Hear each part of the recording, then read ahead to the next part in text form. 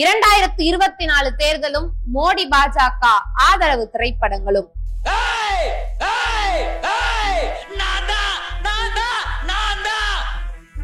இந்த டைலாக் மாதிரி தான் 2024 எலெக்ஷனுக்கு முன்னாடி கிட்டத்தட்ட 10 பாலிவுட் படங்களை தனக்கு ஆதரவா இறக்க திட்டமிட்டது பாஜக. பழி வாங்குறதுக்காக இஸ்லாமிய பெண்களை பாலியல் வன்புணர்வு செய்யற சாவர்கர் படம், குஜராத் கலவரத்தின் உண்மை முகம்ங்கிற ஆக்சிடென்ட் கான்ஸ்பிரசி கோத்ரா படம், 1947ல இந்துக்கள் இனப்படுகொலைன்னு சொல்ற ஆகிர் பலாயன் கப்தக்னு இந்த லிஸ்ட்ல வச்சிருந்த பாஜக இடதுசாரிகள் கோட்டையா இருக்கிற JNUல மாணவர்களை சுட்டு கொல்றது, ரோஹிங்கியா இஸ்லாமியர்களை துரத்தும் போது மோடியை பார்க்கணும்னு இந்து பெண் சொல்றது, காந்தி இல்லனா 30 வருஷத்துக்கு முன்னாடியே நமக்கு சுதந்திரம் கிடைச்சிருக்கும்னு சாவர்கர் சொல்றதுன்னு அந்த படங்களோட சீன்ஸ் எவ்வளவு இன்ஃப்ளூயன்ஷியல் ஆனதுன்னு சொல்ல வார்த்தையே இல்ல.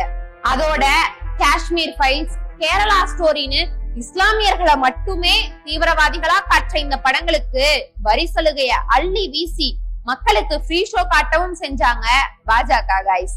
இதெல்லாம் தற்செயலா தெரியலாம், ஆனா 2019 தேர்தலுக்கு முன்னாடி CAA சட்டத்தை கொண்டு வந்த மோடி அரசு சிறுபான்மையினருக்கும் எதிரா இப்படி பண்பாட்டு தளங்கள்லயும் பொறிஞ்சு தள்ளி இருக்கு.